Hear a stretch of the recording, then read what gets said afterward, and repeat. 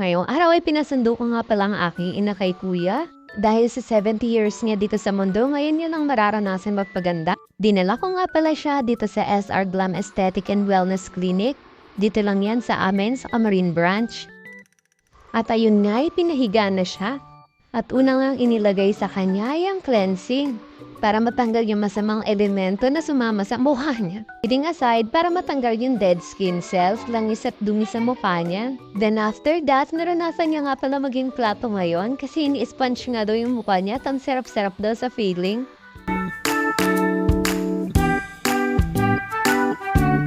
At dahil luto na yung chocolate moist cake, ay lalagyan na natin to ng icing. Ay, mali. Mukha pala to nung nanay ko. Sorry naman. Anesthesia na nga yung nilagay kay mama kasi nga magpapatanggal siya ng warts. Pero parang mas naging mukhang ice cream cake yung mukha niya dito. Natatawa na dito si mama kasi mukha na daw siyang espasol. Then, syempre, alam niya na hindi kompleto ang handaan kung walang magsasharon. Kaya ayan, pinakling wrap ko na kay ate yung mukha niya para hindi langawin kung sakaling pauwi na kami. Kidding aside, syempre nilalagyan ng ganyan para daw tumalab na yung anesthesia kasi magsisimula na daw silang mag-ihaw. Agoy! So, ayan na nga, andito na tayo sa exciting part kung saan sinusunog na yung warts ng aking mother.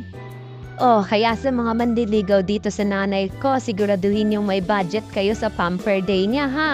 Ang mahal na mag-self-love ngayon. So dahil nararamdaman na ng nanay ko yung sakit ng kalokohang ginagawa niya sa pagmumukha niya, ay agad niya na itong pinapigil. Kasi hindi niya na daw kaya. Tada! Ala Jessie Minjola ang dating. Nasunog version nga lang.